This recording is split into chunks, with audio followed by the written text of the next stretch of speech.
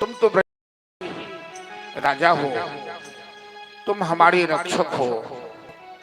तुमने केशी को मारा, तुमने शकासुर को मारा, तुमने अग्निपान किया, तुमने गोवर्धन उठाकर हमारी रक्षा की।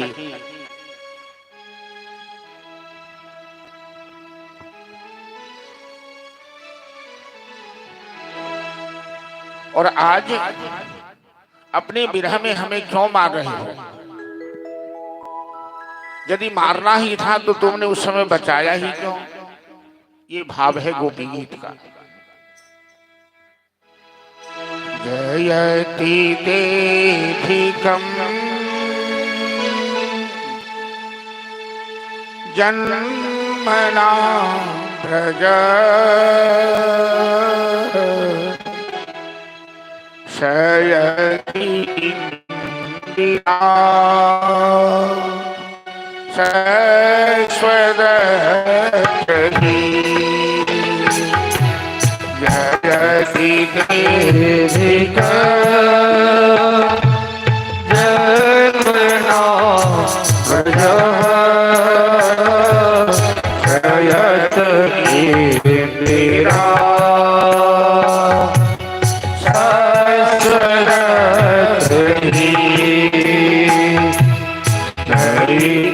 दृश्यता देखुतावका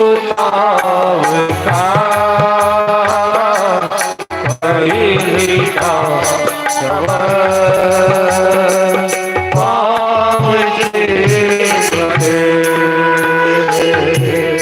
वैप्रीता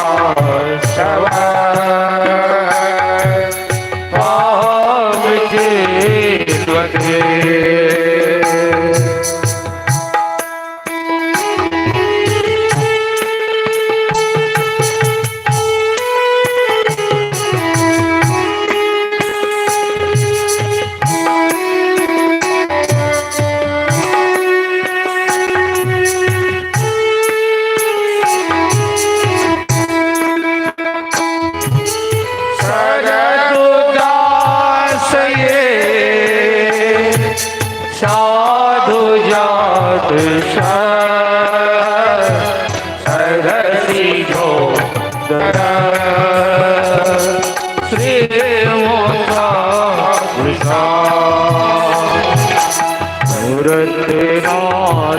ते छुकेदास का वरण को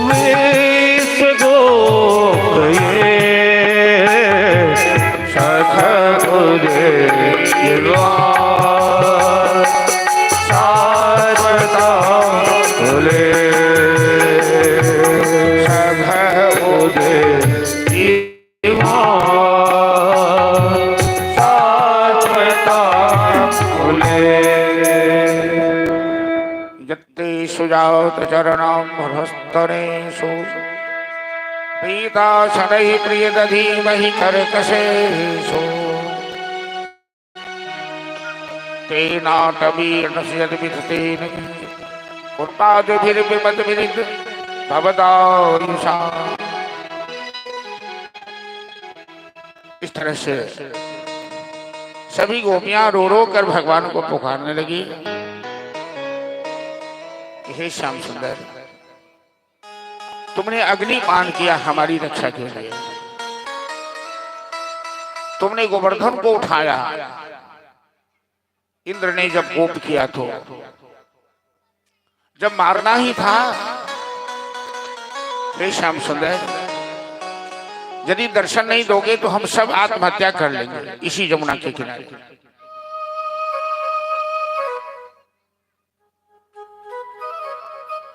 यत्ते सुजात चरणाम्भस्तनेषु। गोपियां सब इस तरह से पुकार कर रही थी कि भगवान प्रकट हो गए रास मंदिर और मुस्कुराने लगे, कहने लगे हम तो मजाक किए थे। तो कामदेव का मान मर्दन कर दिया, कामदेव भगवान के चरण पे गिरा। जय हो पूर्ण काम परम निष्काम आत्मा राम, आज मेरा अभिमान दूर हो गया। तो रास लीला को काम विजय की लीला कहते हैं। चलिए वृंदावन की लीला भगवान की संपन्न हुई।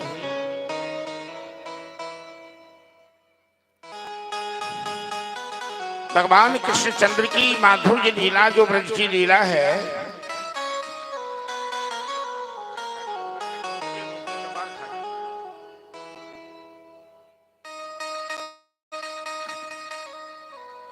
काम विजय की लीला है। उस लीला में प्रवेश करने से, उसका चिंतन करने से, उसका गान करने से मन में विकार नहीं आता, क्योंकि भगवान निर्विकारी है। भगवान का रूप भी निर्विकार है, भगवान के नाम भी निर्विकार है, भगवान की लीला भी निर्विकार है। भगवान की चारों चीज नाम, रूप, धाम और लीला, ये चारों निर्विकार। वसुदेव जी को वचन देकर आए हैं कि 12वें साल में मथुरा में रहूंगा, कंस का वध कर आपको कारागार से मुक्त करूंगा। 11 साल 3 महीने ब्रजमंडल में लीला करते हुए बीत गए। भगवान कृष्ण इस धरती पर 125 वर्ष लीला की। 11 साल 3 महीना ब्रजमंडल में, वृंदावन में, गोकुल में रहे। 14 वर्ष 7 महीना मथुरा में रहे और 100 वर्ष द्वारिकाधीश बनकर उन्होंने लीला की। भगवान की प्रेरणा से नारद जी पहुंचे मथुरा कंस के पास। उधर कारागार में वसुदेव देव की एक एक क्षण, एक एक पल गिन रहे हैं कि मेरा लल्ला कब आएगा, कब हमें कंस के चंगुल से मुक्त कराएगा। नारद जी ने देखा कि कंस चिंतन मुद्रा में, चिंता में डूबा हुआ है, माथे पर हाथ रख के घबराया हुआ है। नारद जी कहते हैं कंस, अरे तू तो बड़ा बलवान है, तू क्यों डरा हुआ है? नारद जी तो भगवान के मन है, भगवान की आत्मा है, जैसा भगवान चाहते हैं नारद जी वैसा ही करते हैं। कंस से पूछने लगे, तू क्यों घबराया हुआ है, तू तो बड़ा बहादुर है। कंस कहता है नारद जी, मैं नंद के बेटा के विषय में सोच रहा था। उसमें ऐसी कौन सी शक्ति है, न अस्त्र पकड़ता न शस्त्र पकड़ता, और मेरे सभी सैनिकों को मार डालो। पुतना को मारा, त्रिनाथ को मारा, शक्तासुर को मारा, बकासुर को मारा, अघासुर को मारा, धेनुकासुर को मारा, कालिया का मान मर्दन किया, गोवर्धन भी उठा लिया। आखिर उसमें ऐसी कौन शक्ति है? नारद जी कहते हैं नारायण नारायण।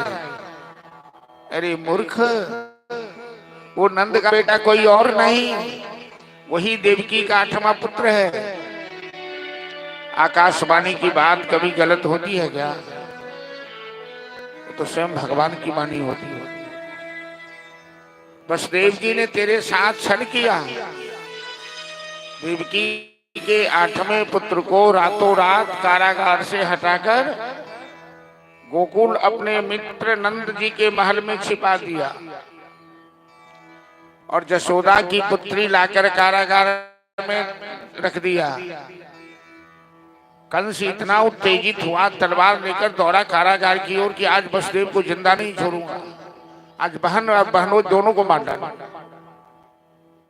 नारद जी कहते मूर्ख धीराज, सुन सुन सुन, पहले वसुदेव को मारने से तू थोड़ी बचेगा, क्योंकि तेरा दुश्मन वसुदेव नहीं है, तेरा दुश्मन वासुदेव कृष्ण है।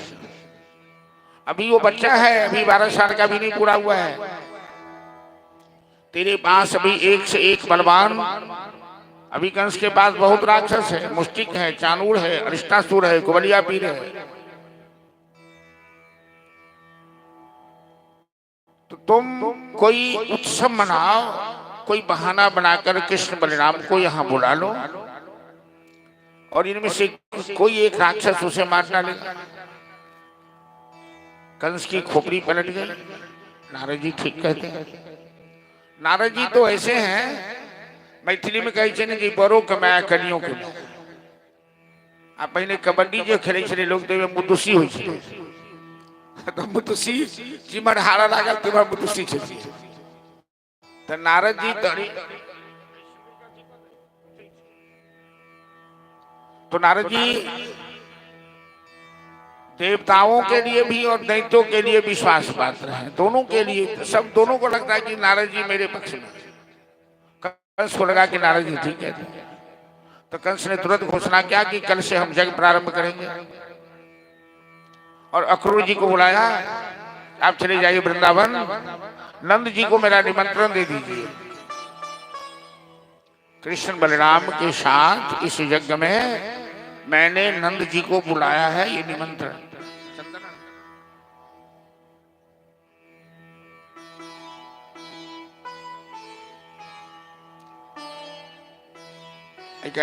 रलियो समय केमिकल मिला दी, कपारी नो चल रही।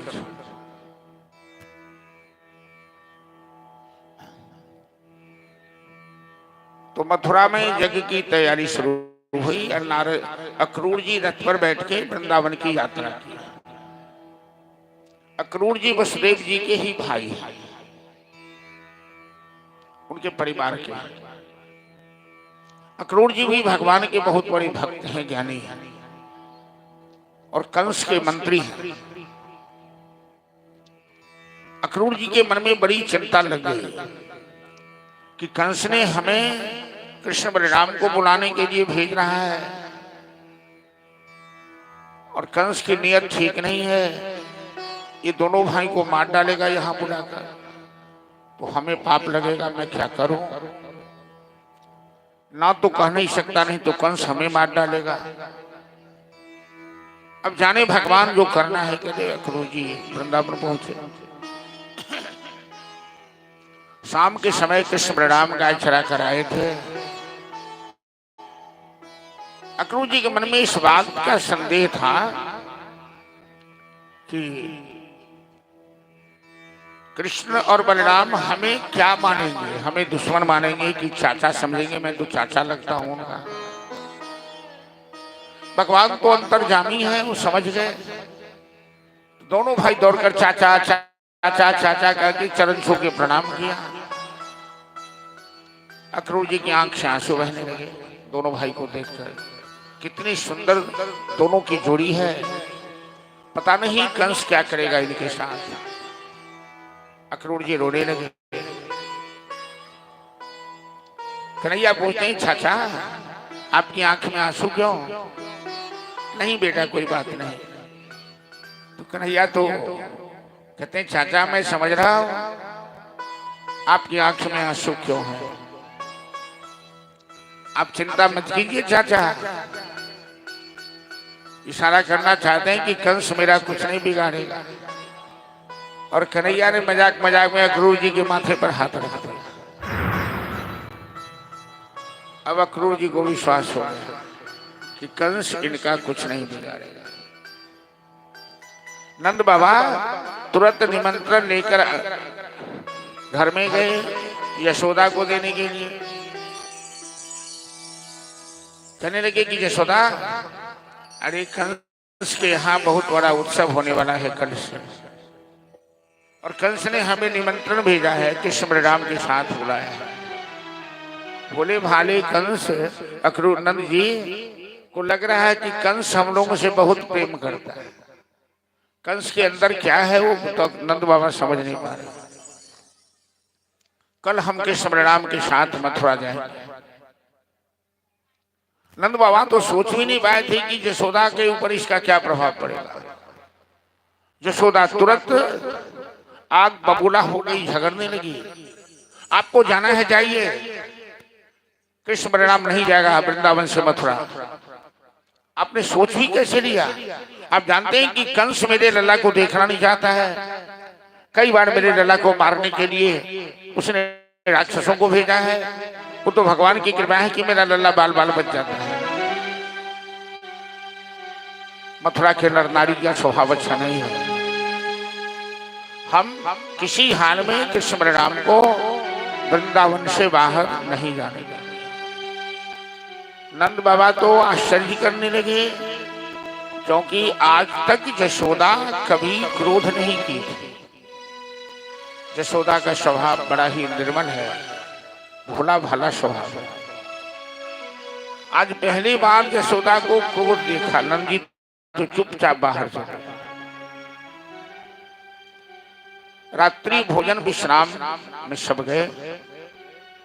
12 बजे रात में कन्हैया की नींद खुली तो बिस्तर टटोल के देखा, क्योंकि कन्हैया मैया यशोदा के साथ सोते थे। देखा मैया यशोदा बिस्तर पर नहीं है। मां को ढूंढने के लिए बाहर निकले तो देखते हैं आंगन में बैठकर यशोदा किसी कोने में आंसू बहा रही है। डबाडब लोर भर आंसू भरा हुआ है उनकी आंखों में। कन्हैया यशोदा की गोद में जाकर बैठ जाते हैं। आंचल लेकर उनका आंसू पूछते हैं मैया क्या हो गया? क्यों इस सुनसान समय में रात में तुम अकेले बैठकर रो रही हो? अपने गले से लगाते हुए अपने लल्ला को यशोदा कहने लगी, लल्ला जब से अक्रूर आया है ना वृंदावन, मेरा चैन छिन गया है, मेरे होश गायब हो गए। तेरे बाबा ने कहा कि कल तू मथुरा चला जाएगा। लल्ला इस बुढ़ापे में मैं तो तेरे लिए जी रही हूं। तू चला जाएगा तो मैं जिंदा नहीं रहूंगी।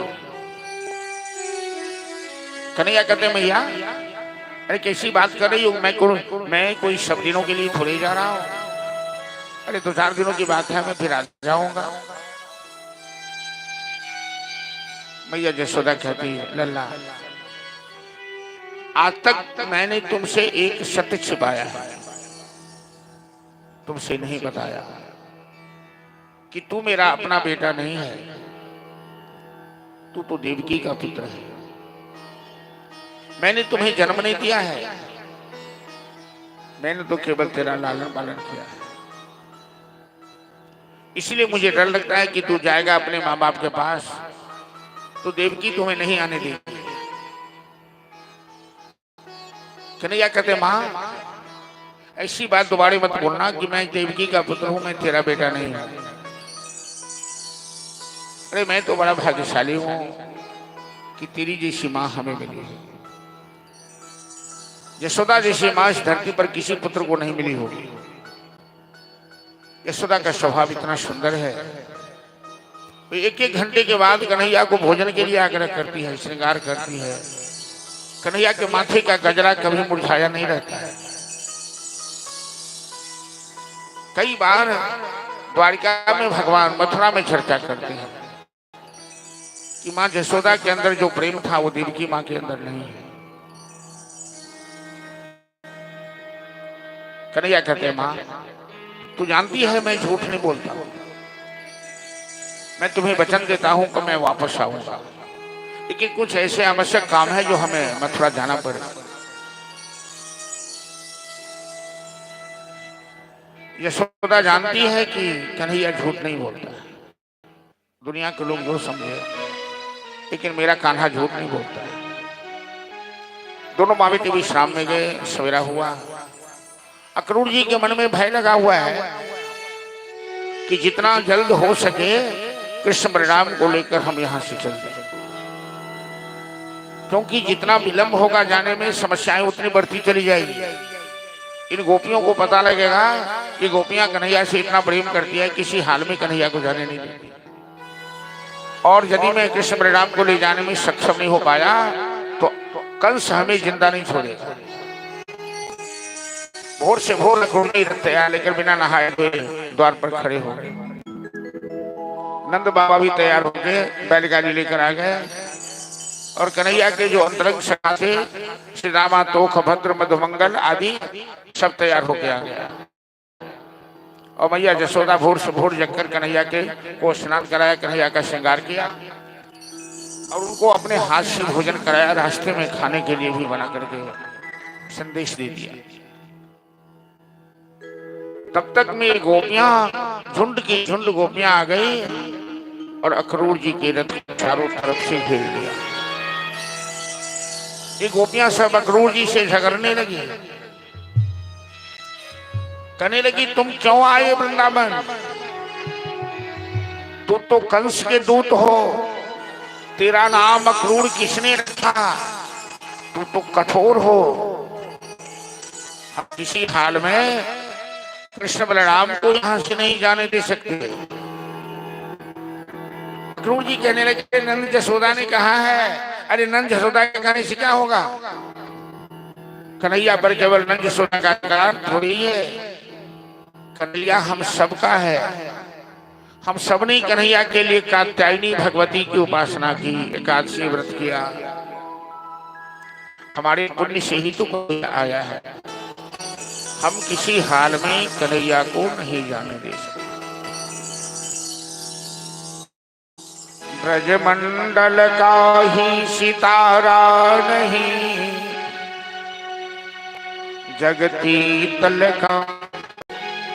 अरे सखिया, अरे हमसे अच्छा ये बंदर है, ये भालू है, ये मयूर है, ये गाय बछड़े हैं, इनके ऊपर कोई मर्यादा नहीं, कोई बंधन नहीं, इनकी कोई सास ससुर है जो इन्हें डांटेंगे। कैसी निर्लज है, देखो ना बंसी भी नहीं सुन सकती।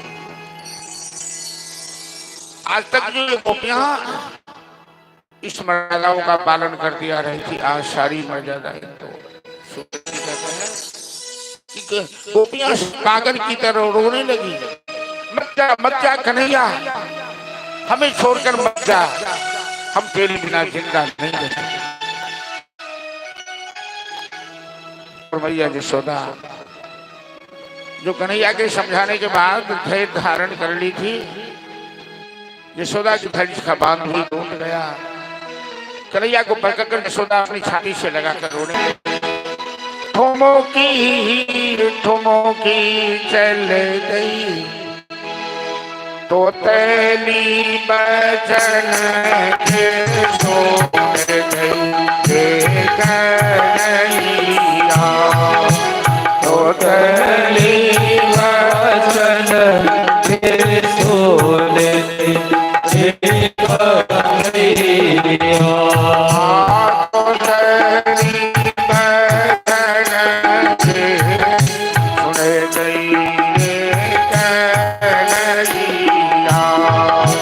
तो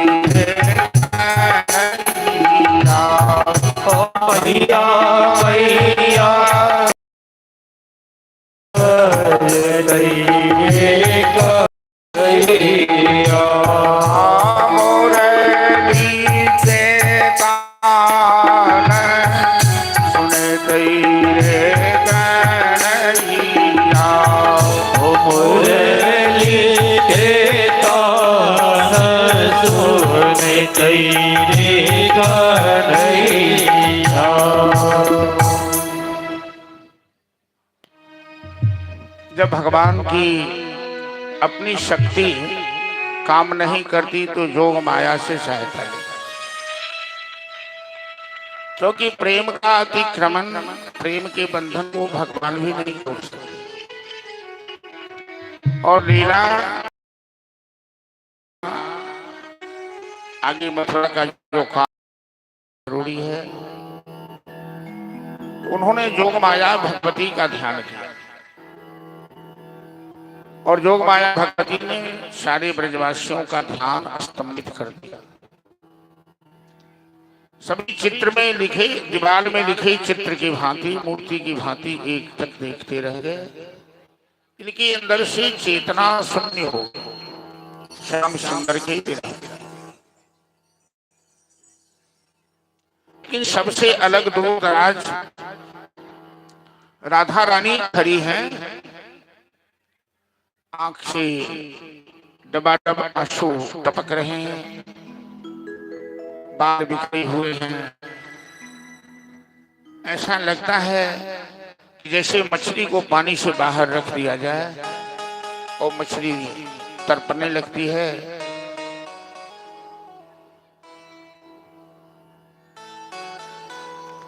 राधा रानी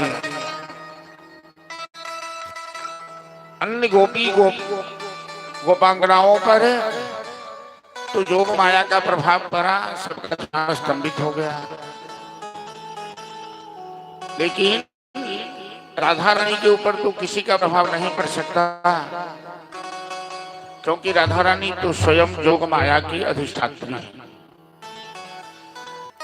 और आपकी सहायता से ही हम कोई लीला।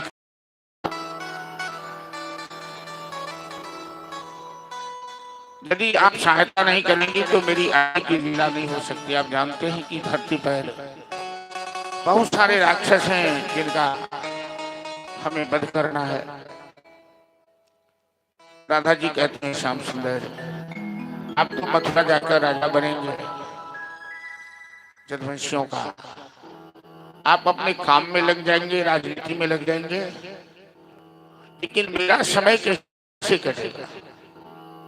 आपकी याद में मैं कैसे समय बिताऊंगी। आज श्याम सुंदर अपनी प्यारी बंसी राधा जी को सौंप दिया,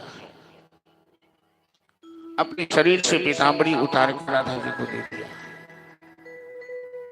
ये कहते हुए कि जब आप बंसी बजाकर हमें याद करेंगी मैं आपके पास रहूंगा। परीक्षित महाराज सुखदेव जी से पूछते हैं कि गुरुदेव, श्याम सुंदर को बंसी से बहुत प्रेम था। ब्रजमंडल में श्याम सुंदर बंसी को अपने से अलग कभी एक क्षण के लिए भी नहीं किया। आज वो प्यारी बंसी राधा जी को सौंप रहे हैं, क्या बात है। सुखदेव जी कहते हैं महाराज बंसी प्रेम की प्रतीक है। वृंदावन ये ब्रजमंडल प्रेम की भूमि है और मथुरा कंस की नगरी है, वहां प्रेम का कोई महत्व नहीं है। मथुरा में अस्त्र शस्त्रों का महत्व है। तो बंसी की जहां इज्जत है, बंसी का जहां महत्व है, श्याम सुंदर वहां तो बंसी धारण किए और मथुरा जाकर अस्त्र शस्त्र धारण करेंगे। वृंदावन में कन्हैया कभी नहीं शस्त्र नहीं पकड़े, लेकिन मथुरा जाकर तो शस्त्र पकड़ेंगे।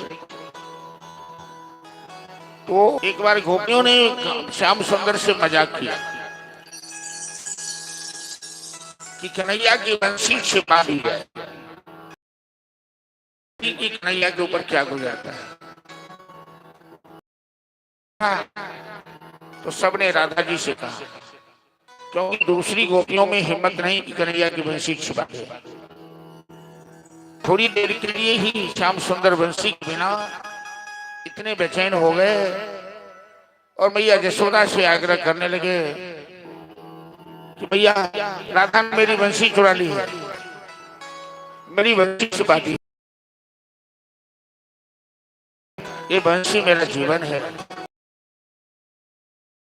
करती है।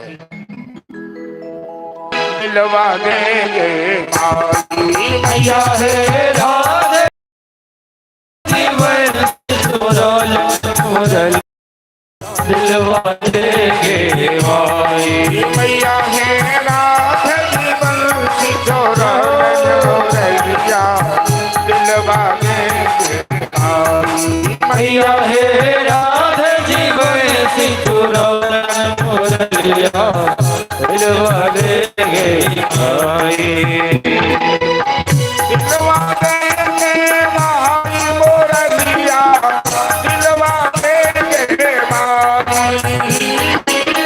दिलवा देंगे भाई मुरलिया। दिलवा देंगे भैया है राधे, जीवन सुरल मुरलिया। दिलवा देंगे भैया है राधे, जीवन सुरल मुरलिया। दिलवा देंगे भाई।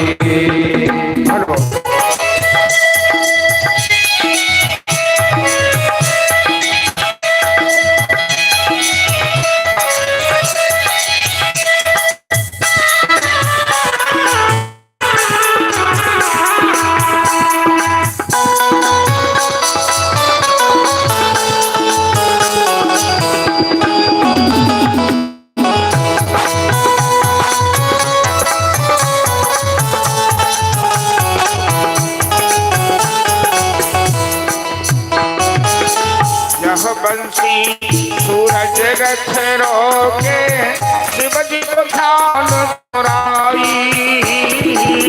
यह बंसी सूरज रथ रोके, शिव जी के ध्यान चुराए। यह बंसी सूरज रथ रोके, शिव जी को ध्यान चुराई। यह बंसी सूरज रथ रोके, शिव जी के ध्यान चुराए। सुख सन का पार नहीं पाए, सुख सन का पार नहीं पाए। मिलवा दे भाई मुरलिया, मिलवा दे भाई। ओ मैया हे यार की बंसी चुरोल मुरलिया, दिलवा दे भाई। मैया है यार की बंसी चुरोल मुरलिया।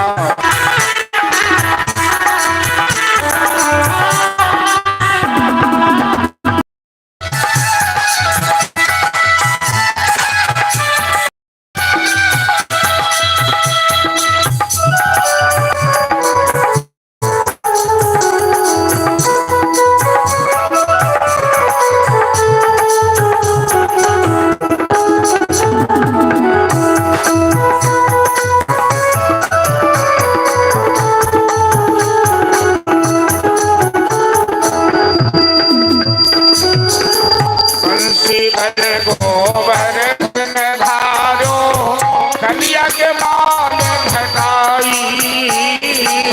बंसी बल गोवर्धन धारो कलिया के मान घटाए। बंसी बल गोवर्धन धारो कलिया के मान घटाई। बंसी बल गोवर्धन धारो कलिया के मान घटाए। यमुना तट पर रास रचायो, यमुना तट पर रास रचायो। मैया है बंसी चुरोल मुरलिया। मैया हे यार की बंसी चुरोल मुरलिया, दिलवा दे भाई। दिलवा दे भाई मुरलिया, दिलवा दे दिलवा देंगे भाई मुरलिया, दिलवा दे मुरलिया। मैया मैया है नाथ की बंसी चुरोल मुरलिया, दिलवा दे भाई। ओ मैया हे यार की बंसी चुरोल मुरलिया, दिलवा दे भाई। जय जय श्री राम।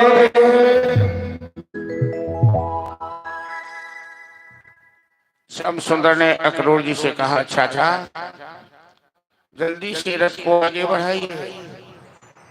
जब तक इन लोगों के ऊपर योग माया का प्रभाव है तभी तक शांत हैं सब। उस इत्थर का नशा रहता है तो बेहोश रहता है, और इत्थर का प्रभाव हटते ही दर्द से कराहने लगता है। वही हाल होगा इन लोगों। अक्रूर जी रथ को आगे बढ़ाए। नंद बाबा बैलगाड़ी पर बैठे हैं, ग्वाल बाल भी पर सवार हुए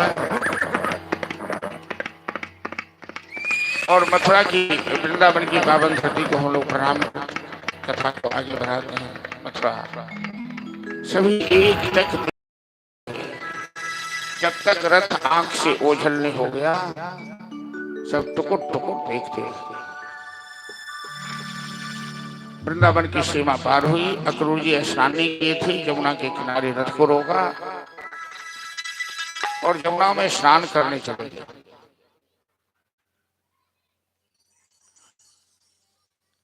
अक्रूर जी के मन में अभी तक संदेह बना हुआ है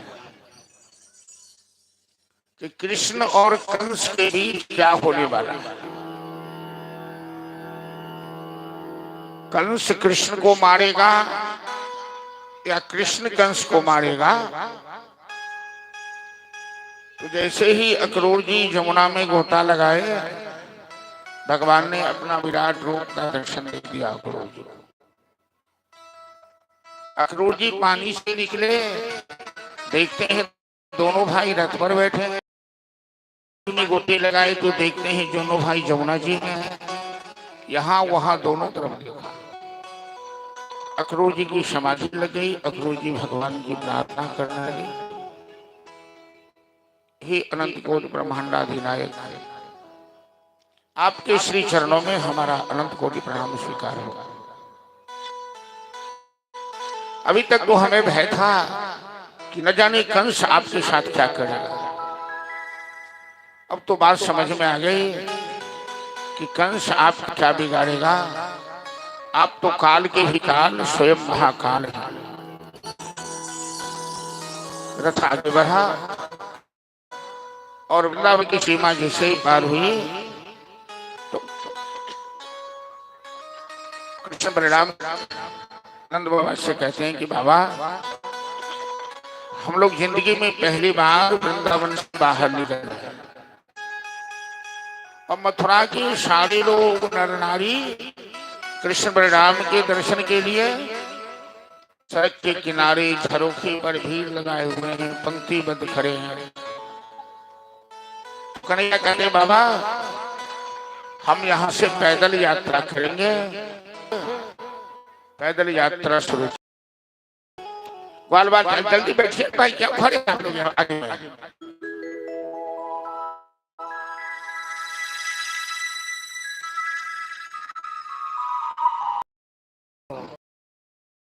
ग्वाल बालों ने कहा, कन्हैया पहले बार हम शहर में जा रहे हैं, हम तो चरवाहे हैं और हमारा वेशभूषा ठीक नहीं है, हमारे कपड़े नहीं है। तो हमारे लिए कुछ वस्त्र का इंतजाम हो जाता। दुकानें तो बंद है, कर्फ्यू लगा हुआ है। एक धोबी कपड़े का बंडल लेके कपड़े की लेकर जा रहा था। कंस के दरबार का धोबी था, वो दरबार में कपड़ा पहुंचाने जा रहा था। ग्वाल बालों ने जब कन्हैया से कपड़े की मांग की तो कन्हैया कहते हैं धोबी को, मामा जी जरा सुनना तो।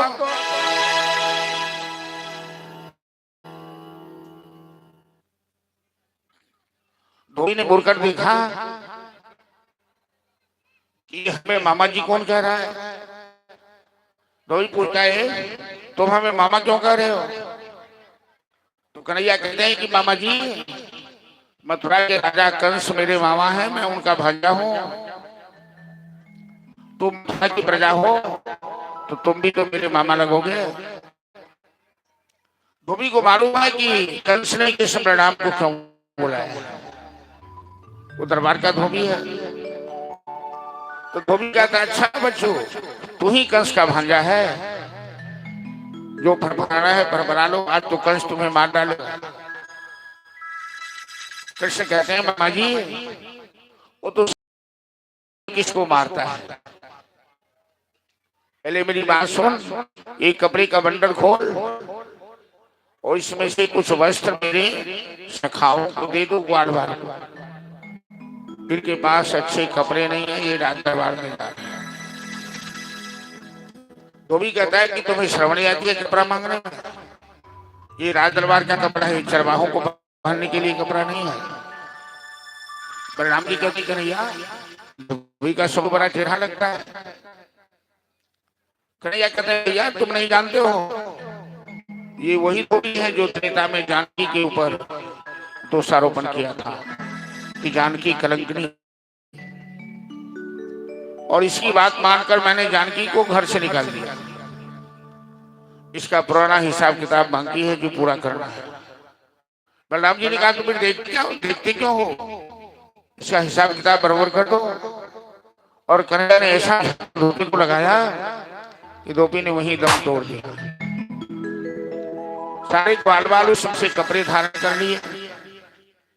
अब ग्वाल बाल कहने लगा, कन्हैया अरे कपड़े तो अच्छे हो गए, बड़ी कीमती कपड़ा है, लेकिन थोड़ा चंदन हो जाए, क्योंकि हमारे कपार में चंदन नहीं है, हमारे भाल में चंदन नहीं है। तो चंदन के बिना भाल अच्छा नहीं लगता है। चंदन सभी को लगाना चाहिए। चंदन लगाने का मंत्र है कि चंदनम बंदते नित्यम पवित्र पापनाशम, आप दाम हरते सत्यम लक्ष्मी बसकर। भाल कपार कभी खाली नहीं रहना चाहिए। महिलाएं तो बिंदिया लगा लेती है, पुरुष को चंदन, जो चंदन हो लगाने से दरिद्रता दूर होती है। कंस की दासी थी कुबरी, त्रिवक्रा नाम था, सेंद्री त्रिवक्रा उसका नाम था। वो सेंद्री चंदन लेके जा रही थी कंस के दरबार में। चंदन घसने में बड़ी कुशल थी वो सेंद्री। कंस को उसके हाथ का चंदन बड़ा पसंद आता था।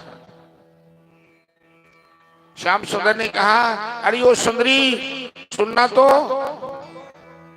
कुबरी ने मुड़ के देखा, कुबर आदमी को कोई सुंदर कहता है क्या? आज तक तो कुबरी को किसी ने सुंदरी कहा ही नहीं, लेकिन जो तीनों लोगों में सबसे अधिक सुंदर खुद है, वो आज हमें सुंदरी कह रहा है। तो कुबरी लौट के आई, श्याम सुंदर क्या बात है? अरे मेरे कान तो पहली बार सुन रहे, तेरा चंदन बड़ा ही सुगंधित लग रहा है। कुबरी कहती है, श्याम सुंदर मैं तो कंस के दरबार की दासी हूँ और मेरे हाथ का चंदन कंस को बड़ा भाता है। मैं जानती हूँ कि मैं तुम्हें यदि चंदन दूंगी तो कंस हमें फांसी पर, मैं फांसी पर चली जाऊंगी, मंजूर है। लेकिन आज मैं ये अवसर गंवाने वाली नहीं हूँ। मैं अपने हाथ से तेरे शरीर में चंदन का अंगराग लगाऊंगा। ये प्रेम है, जान की परवाह नहीं कर रही है। बात है प्रेम की, बात है परिस्थिति की। और सही में कंस उसे फांसी पर लटका सकता है, लेकिन बिना परवाह किए कुबरी चंदन भगवान श्याम सुंदर के अंग में ले पड़ गई। ग्वार वालों को भी चंदन दिया। मेरे भगवान का स्वभाव है, लेते हैं थोड़ा देते हैं। गरीबों की सुनो वो तुम्हारी सुनेगा, तुम 1 पैसा दोगे वो 10 लाख देगा। गरीबों की सुनो। भगवान ने सोचा बिना जान की परवाह किए कुबरी हमें चंदन लगाई है, तो मैं क्यों नहीं इसका उद्धार कर दूं।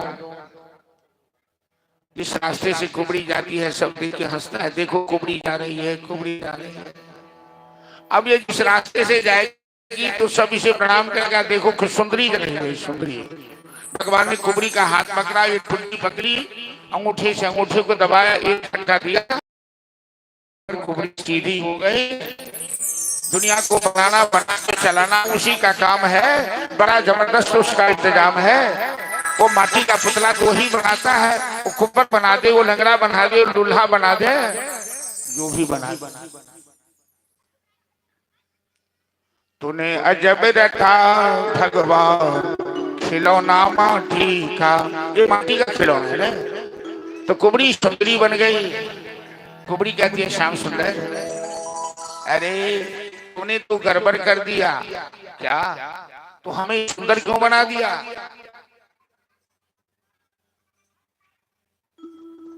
अरे संसार में तो सब सुंदर बनना चाहता है,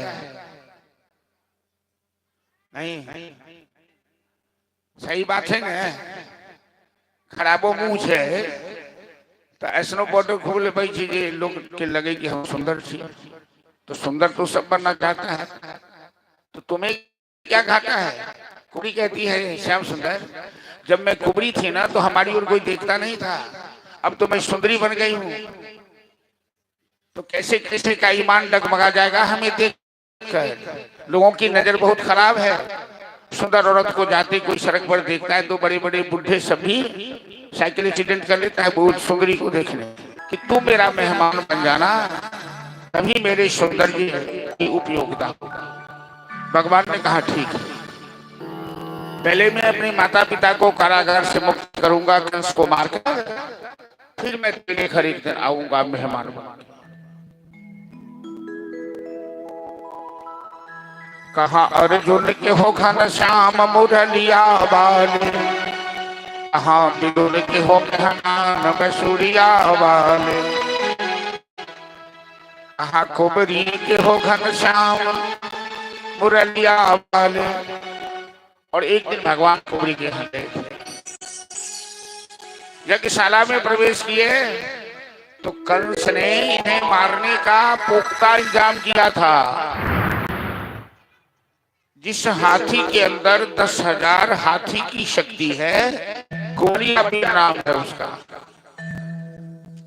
ये जरासंध कंस को दहेज में हाथी दिया था। मगध का राजा जरासंध, जरासंध का दामाद है कंस। कंस ने अपनी जवानी में इस हाथी को कुश्ती में पछाड़ा था। आज वही हाथी मुख्य द्वार पर खड़ा है कृष्ण को मारने के। और जैसे आगे आगे कृष्ण, पीछे से ग्वालवाल जैसे प्रवेश किए, महावत ने इशारा किया, हाथी सूर से कन्हैया को पकड़ा, खींचने लगा। सभी ग्वालवाल घबरा गए। ग्वालवाल तो भोले भाले हैं, लेकिन ग्वालवालों ने ऐसा बहुत नाटक देखा है। गोवर्धन उठाते देखा, बकासुर को मारते देखा, शक्तासुर को मारते देखा। तो ग्वालवाल टाल ठोकने लगा, अच्छा बच्चू, तुम मेरे कन्हैया को मारना चाहते हो, छोटा समझते हो, अभी तुम्हें बाप से भेंट करा देगा कन्हैया। नहीं? और कन्हैया ने कहा कोई बीच में नहीं आएगा। कभी हाथी खींचे, कभी हाथी को खींचे, और ऐसा झटका दिया, हाथी गिरा धराशायी, और एक ही मुट्ठी प्रहार से हाथी ने दम तोड़। दोनों भाई के लिए बड़े बड़े पहलवान को लगा रखा, अरिष्टासुर इत्यादि को। हाथी के दांत से वहां लड़ाई की, उसको फेंक दिया। को तो आश्चर्य लगने लगा, ये बालक धनुष तोड़ दिया, क्या यही बालक कंस को मारेगा? कंस तो इतना बड़ा बलवान है, बालक तो देखने में इतना छोटा है। दर्शक दिखा में आकर बैठ गए जहां नंद बाबा बैठे थे। सिंहासन पर बैठा हुआ है, वहां दर्शक दिखा में लोगों की भीड़ लगी हुई है। नंद बाबा भी दर्शक दिखा में बैठे हैं। बाल बालों के साथ कृष्ण बलराम भी बैठ गए। और अखाड़े में दो पहलवान, मुष्टिक और चाणूर, ये दोनों मल्ल हैं। ये दोनों आज तक कुश्ती में हारा नहीं कभी, विश्व चैंपियन। तो मुष्टिक ने बलराम का हाथ पकड़ा, चाणूर ने कृष्ण का हाथ पकड़ा और अखाड़े में खींच दिया। कहा चलो हमसे एक दो हाथ कुश्ती हो जाए। नंद बाबा घबरा गए, अरे ये क्या हो रहा है? कंस इसीलिए मेरे लल्ला को बुलाया है, ये बड़े पहलवान मेरे लल्ला को मार डालेगा, ये हाथी जैसा बलवान है। कोई बोलो तो सही, लेकिन कंस के डर से कोई बोल नहीं रहा है। नंद बाबा घबरा कर आंखें बंद कर ली। अब लगा कि कंस ने हमें क्यों बुलाया, कंस ने हमें क्यों बुलाया। अब तो कहते हैं मुष्टिक से, चाणूर से, कि तुम दोनों इतने बड़े बलवान हो और इतने मोटे तगड़े हो,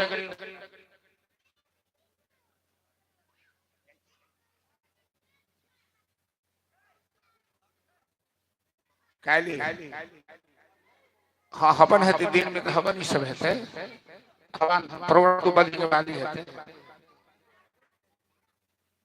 हाँ हाँ हाँ हाँ हाँ, शर्म नहीं आती है? मुश्किल कहता है अरे तुम देखने में बच्चे हो और हमने सुना है कि तुमने बड़े बड़े को पछाड़ा है। ध्यान से सुनिए इस बात को।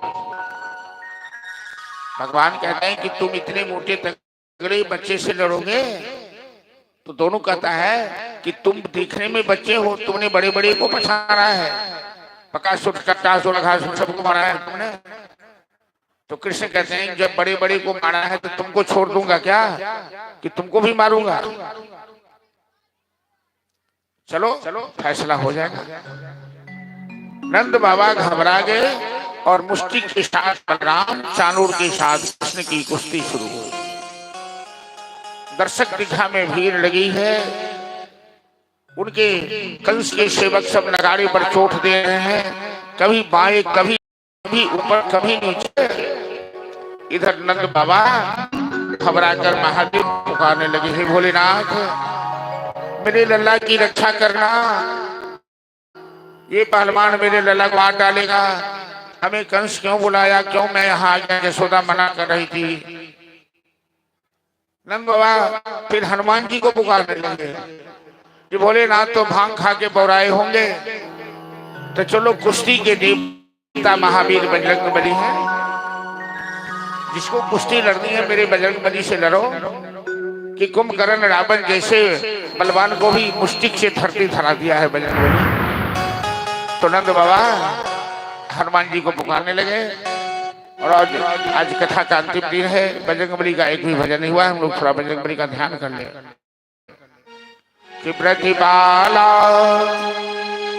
रखवाला ओहे लाल लंगोटी बाला, प्रतिपाला रखवाला ओहे लाल लंगोटी वाला, प्रतिपाला रखवाला ओहे लंगोटी बाला, प्रतिपाला रखवाला ओहे लाल लंगोटी वाला।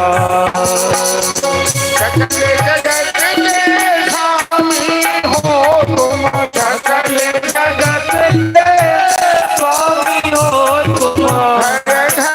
करत उजाला उजाला, प्रतिपाला रखवाला ओहे लाल लंगोटी वाला, ओ प्रतिपाला रखवाला ओहे लाल लंगोटी वाला।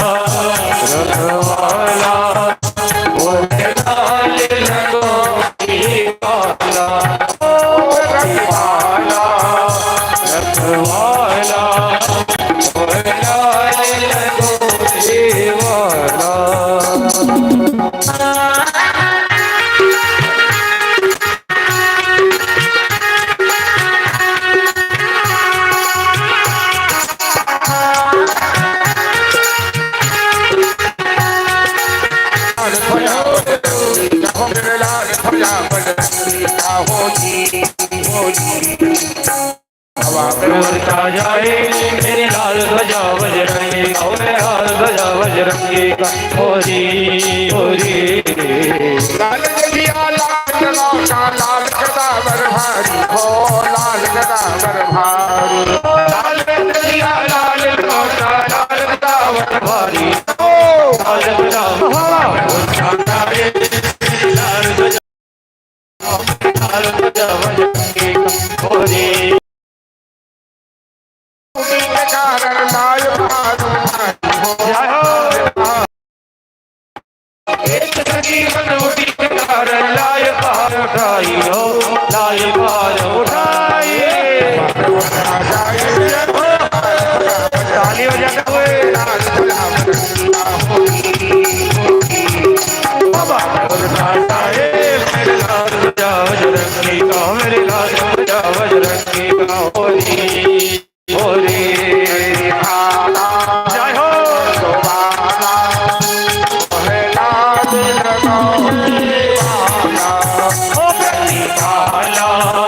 रखवाला ओहे लाल लगो देवारा।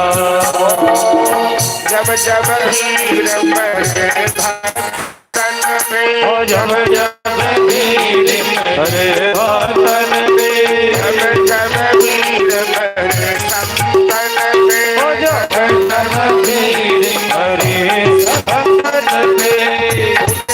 दिया सहारा हनुमान तूने दिया सहारा हनुमान जी, दुख भंजन नंदन हे, अंजलि नंदन जगत कर डाला डाला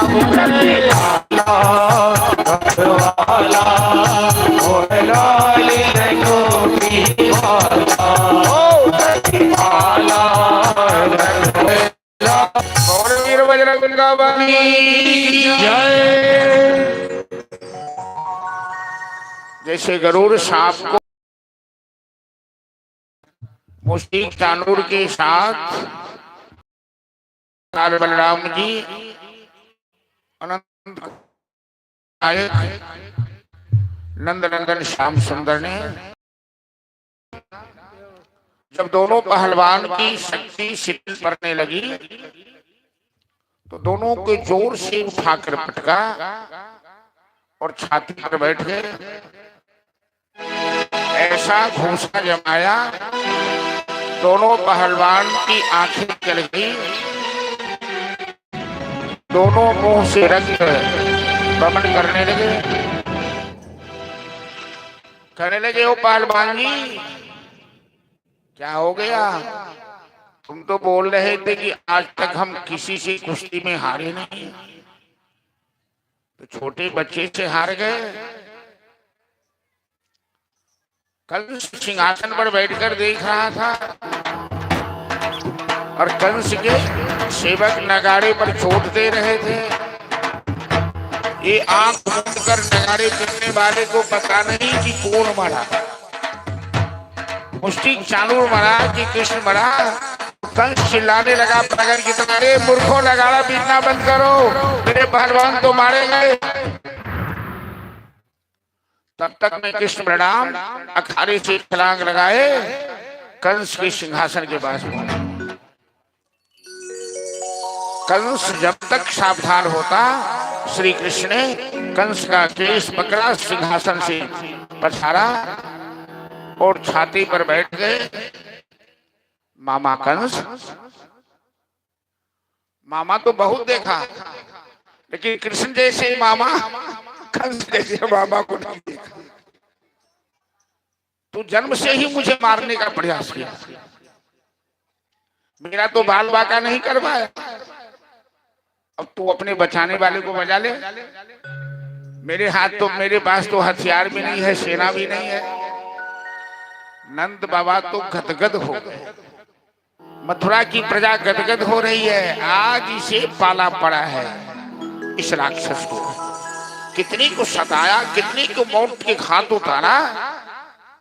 आज ही हरामजादा मारा जाएगा इस बालक के हाथ से। पर भगवान ने ऐसा घोषा, भगवान के ऊपर तो तीनों लोक का भार है। कंस छटपट करने लगा, ऐसा घुसा छाती में जमाया, कंस ने दम तोड़। और जब विश्वास हो गया मथुरा वासियों को कि कंस मर गया, तो सभी जो कंस की जयकारा लगा रहे थे ऊपर के मन से, अब दिल से कृष्ण बलराम की जयकारा लगा लगे, बोल कृष्ण बलराम की।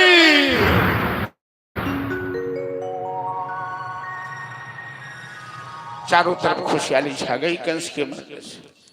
जीवन में अच्छा स्वभाव बनाइए, जो आपके मरने के बाद भी लोग आंसू बहाए, ऐसा क्रूर स्वभाव यदि भगवान सामर्थ्य दे और दूसरों को सताओगे तो तेरे मरने के बाद तो सब बद्दुआ ही देगा ना। कंस की 2 पत्नियां थी, अस्ति और प्राप्ति, जरासंध की बेटी। अपने पति के मरने पर दोनों रोने लगी। अब भगवान के माया देखियो, दोनों भाई कंस के मारियो देखिए, अब दोनों भाई दोनों मामी के खोरा में जाकर बैठ गए। अब मामी के कने देखलखिन तो वो दोनों काना लगलखिन, ये मामी, यो मामा, यो मामा। ए पुटवा पंडित अहिना कनी चाहे, ये मामी मामा केना मर गेलखिन, ये मामी हम कान पकड़ी के कहे छी हम नहीं मामा के मारलिए, ये मामी। मामा तो एहन पहलवान एहन बलवान छलखिन, हम तो कनी मजाक में एक थप्पड़ मार दिलिए आ मामा एक थप्पड़ में ठीक हो गेलखिन। तो मामी कहे छथिन बउआ अहाँ किया कने छी, अहाँ कोनो मारलिए, वो अपने पाप से अपने मर गेलखिन। यही भगवान की माया है। काल दंड कहीं काहू न मारा। भगवान अपने हाथ में दंड पकड़ के किसी को नहीं मारते, हरहि बल बुद्धि विचारा, विनाश काली विपरीत बुद्धि कर देते हैं। और करते हो तुम कन्हैया, मेरा नाम हो रहा है प्रभु, आपकी कृपा से सब काम हो रहा है। भगवान ने कंस को मार भी दिया। कंस की पत्नी कहती है कि तुम थोड़े मारा है, वो तो अपने पाप से मरे हैं। ऐसे ही दुनिया में सारा काम तो भगवान कर रहे हैं, लेकिन हम लोगों को लगता है कि हम कर रहे हैं। हम इतने कुशल, हम इतने बलवान, हम इतने धनवान, हम इतने बड़े पहलवान। अरे कहीं कोई कुछ नहीं है, जो कुछ है मेरे कन्हैया का खेल है।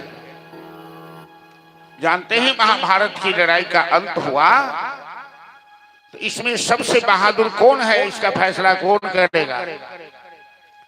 तो भीम का पौत्र था बर्बरी, भीम का पुत्र था घटोत्कच, जो आसुरी माया जानता था, असुर वंश में जन्म लिया था, बड़ा बलवान था, उसे छल से मारा गया।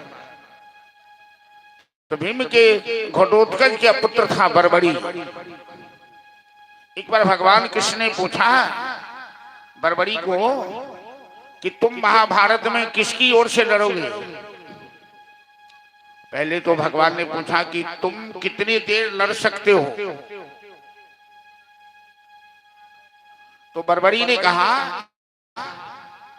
कि हमें बहुत देर लड़ने की जरूरत नहीं है, हम 3 बाण में महाभारत की लड़ाई समाप्त कर देंगे।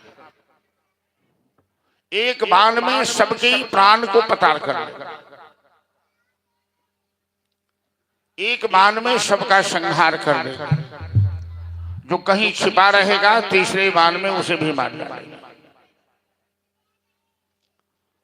तो भगवान ने कहा तो ऐसा करो, इस पेड़ में जितने पत्ते हैं तुम निशाना लगाओ। बर्बरी ने एक ही बाण में पेड़ के सारे पत्ते को भेद दिया। भगवान कृष्ण ने एक पत्ता अंगूठा में छिपा के रखे थे, अंगूठा को भी छेद दिया। के बाद भगवान को लगा कि बर्बरी महाभारत का खेल समाप्त कर देगा। तो बर्बरी से पूछा कि तुम किसकी ओर से लड़ोगे? पांडव तो तेरे संबंधी हैं,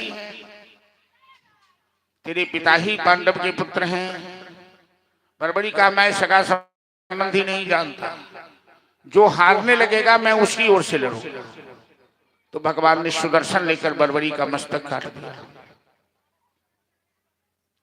बर्बरी ने कहा कि हमारी इच्छा थी जब महाभारत की लड़ाई देखते, तो मस्तक बर्बरी का जिंदा रहा। कहा जब तक महाभारत की लड़ाई होगी तुम पहाड़ की चोटी से बैठकर देखो, और कौन इसमें न्याय अन्याय कर रहा है सब तुम देखना। जब लड़ाई समाप्त हुई तो सब बर्बरी के पास गए, तो सब पूछने लगे कौन कैसा बहादुर, कौन कितना मारा। तो बरबरी कहता है कोई ने कुछ नहीं किया महाभारत में, जो किया इस सुदर्शनधारी ने किया, कन्हैया ने किया, बाकी किसी ने नहीं किया। करते हो तुम कन्हैया, मेरा नाम हो रहा है, प्रभु आपकी कृपा से सब काम हो रहा है। चलिए भजन का आनंद लीजिए, फिर आगे कथा में चलेंगे। Hello hello Shri Radhe hello Radhe Shri Radhe hello Radhe hello hello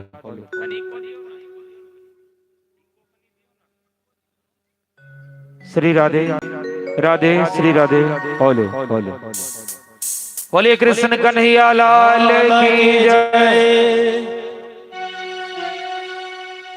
करते हो तुम कन्हैया,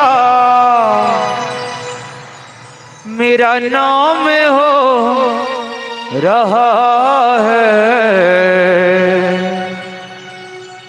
मेरा आपकी कृपा से सब काम हो रहा है, मेरा आपकी कृपा से सब काम हो रहा है, मेरा आपकी कृपा से अब काम हो रहा है, मेरा आपकी कृपा से अब काम हो रहा है। करते हो तुम कन्हैया, करते हो तुम कन्हैया, मेरा नाम हो रहा है, मेरा आपकी कृपा से अब काम हो रहा है, ओ मेरा आपकी कृपा से अब काम हो रहा है। जय हो हरि बोल।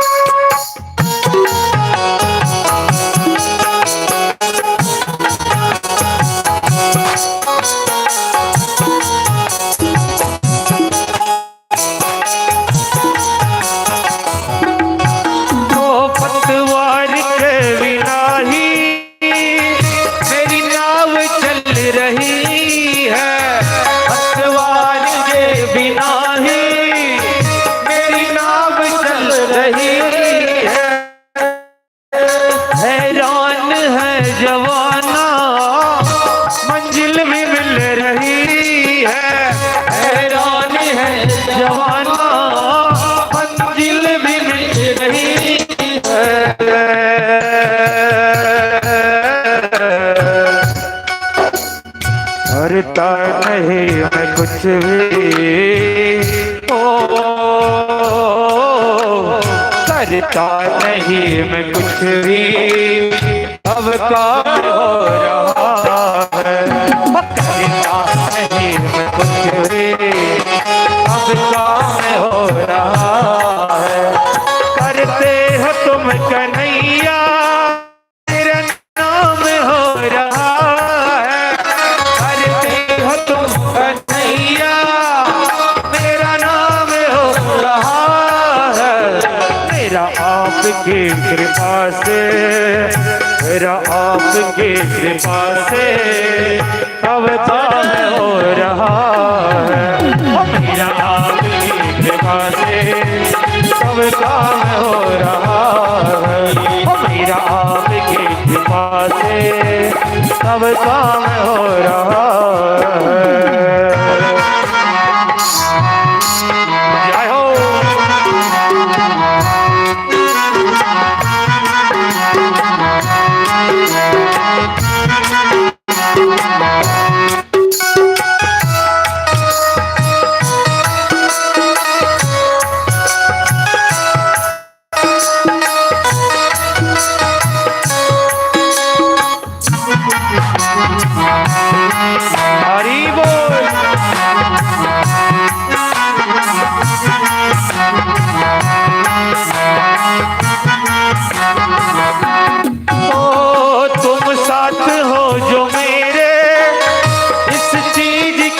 कमी है, तुम साथ हो जो मेरे, किस चीज की कमी है, किसी और चीज की अब परवाह भी नहीं है, किसी और चीज की अब परवाह भी नहीं है।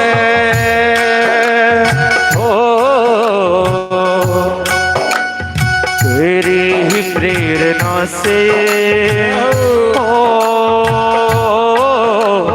तेरी ही प्रेरणा से ये तमाम हो रहा है, तेरी ही प्रेरणा से ये तमाम हो रहा है।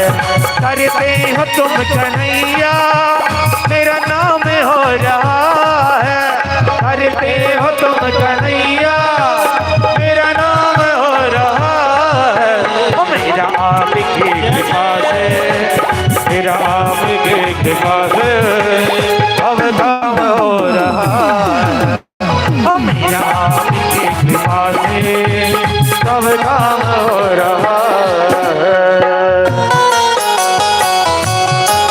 जय हो, हरि बोल।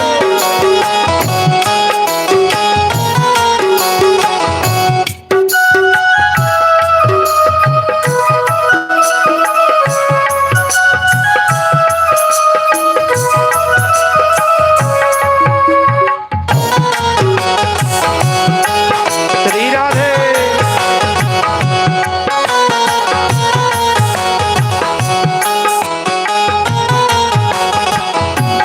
ओ दुनिया में होंगे लाखों, तेरे जैसा कौन होगा, दुनिया में होंगे लाखों, तेरे जैसा कौन होगा, तुझ जैसा बंदा परवर भला ऐसा कौन होगा, तुझ जैसा बंदा परवर भला ऐसा कौन होगा।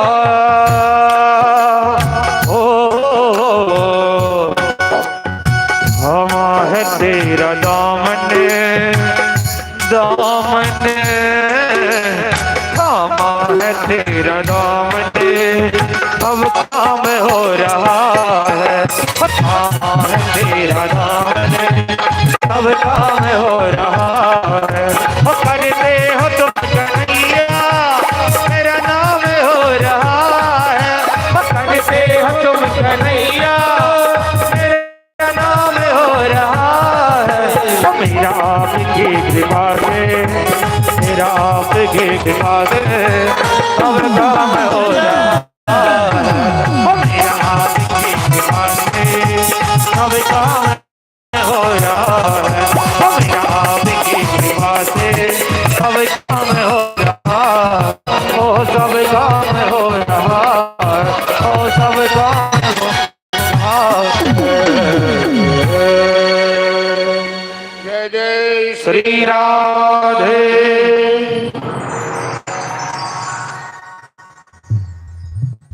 कंस का वध कर भगवान, अब मैं बुढ़ा हमसे नहीं चलने वाला है। तुमने कंस को मारा है तो जरासंध चुपचाप बैठेगा नहीं, और मैं जरासंध से मुकाबला नहीं कर सकता। तो जदवंशियों की सत्ता तुम संभालो। भगवान श्याम सुंदर कहते हैं कि चाचा अभी तो मेरा कोई भी संस्कार पूरा नहीं हुआ है, और सत्ता योग्य व्यक्ति के हाथ में ही जानी चाहिए। तो खुद जब तक मेरा संस्कार नहीं हो जाता पहले मैं विद्या प्राप्त करूंगा, फिर बाद में सोचूंगा। अभी आप जदवंशियों का राज आप ही संभालिए।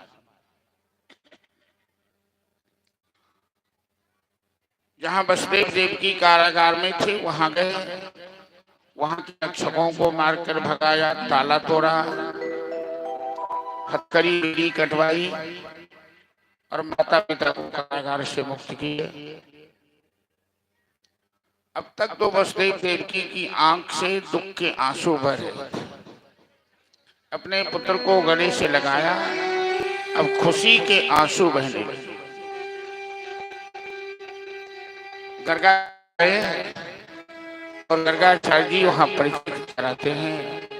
नंद बाबा से कहते हैं कि नंद जी कृष्ण बलराम वसुदेव देवकी के पुत्र हैं। आपने इनका लालन पालन जरूर किया है। अब इन्हें यहाँ रहने दीजिए, क्योंकि इन्हें यहाँ भी बहुत सारे काम करने हैं।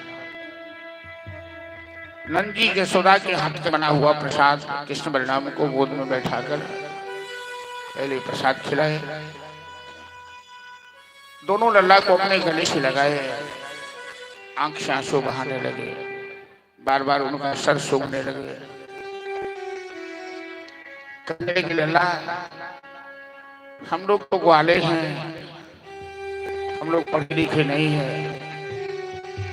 हमारे अंदर उतना ज्ञान नहीं है,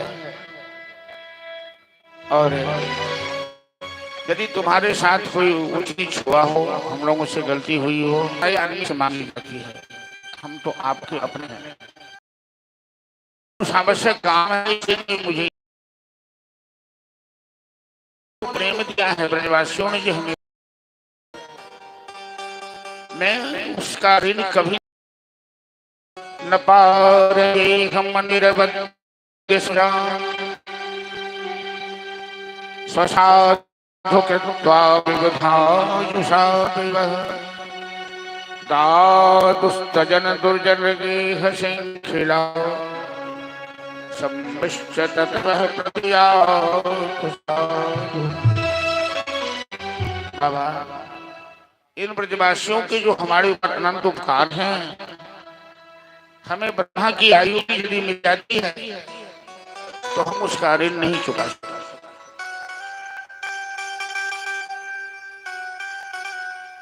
बाबा आप तो ज्ञानी हैं, आप धारण कीजिए, और मैं वचन देता हूं कि कुछ आवश्यक काम है जो निपटाने के बाद हम आपके पास आएंगे। ग्वाल बाल सब गले मिलने लगे। कन्हैया हम तो ग्वाले के ग्वाले रह गए, अब तुम तो मथुरा के राजा बनने वाले हो, लेकिन लोगों ने जो तुम्हें प्रेम दिया है वो प्रेम तुम्हें कहीं नहीं मिलेगा। कन्हैया ग्वाल वालों से गले मिलकर कहने लगे, वस्तुतः हम तुमों के ऋणी हैं। हमें ब्रजभूमि, हमें वृंदावन की लीला हम कभी नहीं भूल सकते। ग्वाल बाल के साथ नंद बाबा बार बार मुड़ कर देखने लगे, लौट गए वृंदावन की ओर। कृष्ण बलराम एक तक देखते रह गए। प्रेम नदी की धारा बड़ी विचित्र होती है, इसे पार करना परमात्मा की बस की भी बात है। परमात्मा प्रेम के ही वशीभूत रहते हैं। अब वसुदेव देवकी ने अपने पुत्र का संस्कार किया। कन्हैया का तो अभी कोई संस्कार नहीं, संस्कार होता है शिक्षा संस्कार। के लिए गुरुकुल भेजा, संदीप अपनी भगवान पढ़ते नहीं है, जाके सहज सास से वेद प्रकट होते हैं। की दासी है, वो मानव रूप में आए हैं तो मानवोचित लीला करें, और उसी गुरुकुल में कन्हैया के एक मित्र मिले।